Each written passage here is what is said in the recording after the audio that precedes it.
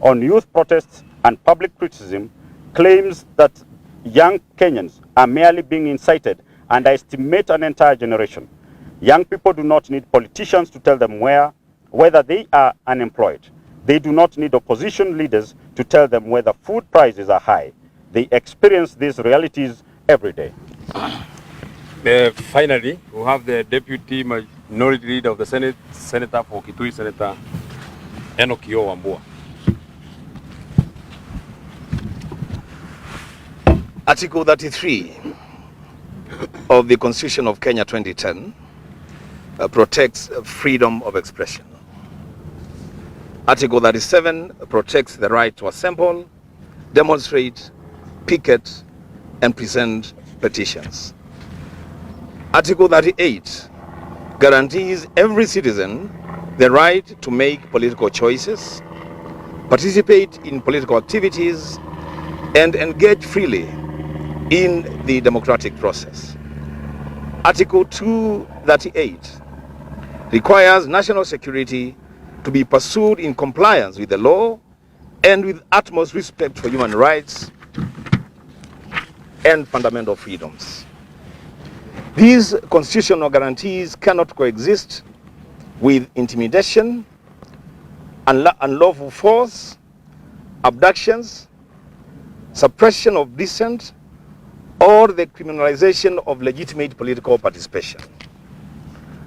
A government confident in its record responds to criticism with answers.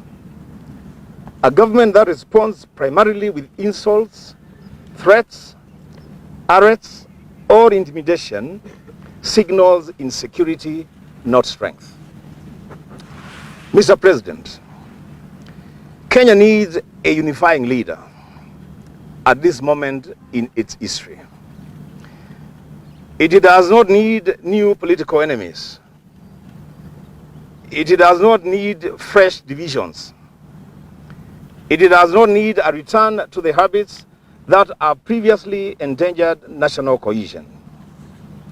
The presidency must remain above factional warfare. It must speak for all Kenyans, including critics, opponents, dissenters, and those who did not vote for the government. That is the essence of constitutional leadership. The president is not elected to lead one side of the nation against another. A president is elected to lead the nation itself. The Constitution does not permit government by propaganda. It demands accountability. Chapter 6 does not permit arrogance in public office. It demands integrity. Article 129 reminds all who hold executive authority that such authority is derived from the people of Kenya and must be exercised for their benefit. Power belongs to the people. You are merely its temporary trustee.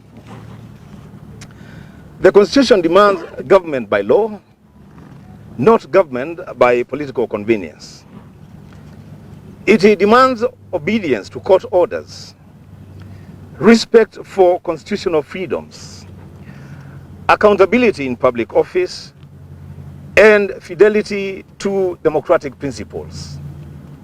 No administration can credibly claim commitment to constitutional governance while simultaneously tolerating impunity, undermining judicial authority, permitting abductions, allowing public institutions to be drawn into partisan political warfare, or creating circumstances in which citizens struggle to distinguish between lawful policing and organized political intimidation. Kenya's democratic future depends upon strong institutions, respect for the Constitution, and unwavering commitment to the rule of law. These principles are not optional. They are constitutional obligations binding upon every holder of public office, including the president. Therefore, we tell you plainly, Mr. President,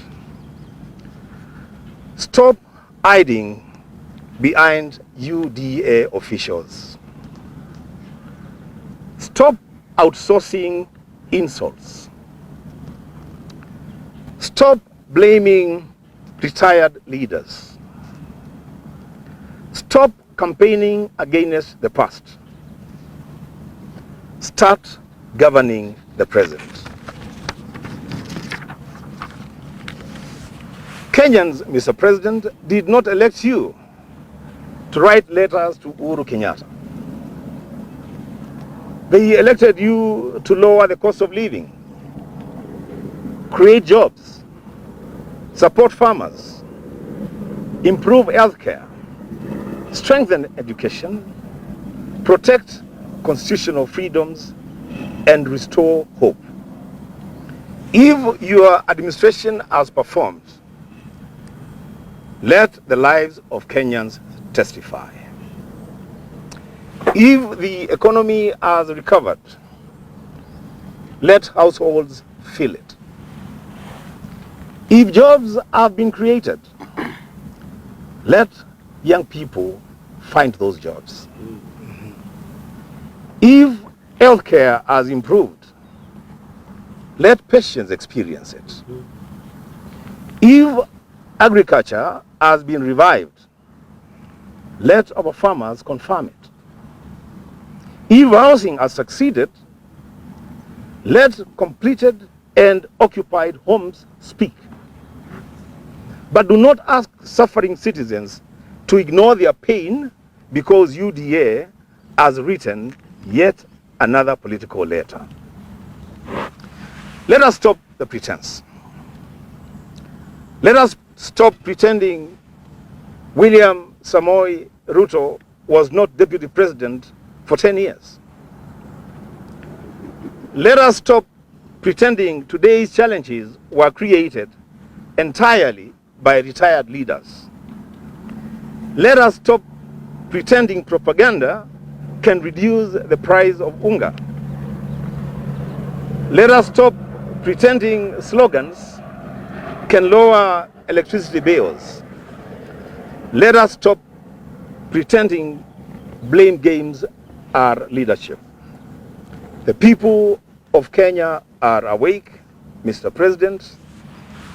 They can see, they can remember, they can compare. Today, William Samoei Ruto is president. UDA is the ruling party. Kenya Kwanza is the government. The responsibility is yours. No excuses, no scapegoats, no endless campaigns. Govern, Mr. President. I thank you. That will be the end of our statement. Over and above this statement, you get signed copies of the members who endorsed this particular statement. It has been signed by at least 50 members of parliament. We have agreed amongst ourselves that this statement is very exclusive and it communicates the spirit of the message that we wanted to send across. So asanteni sana, thank you very much and have a good day. Thank you.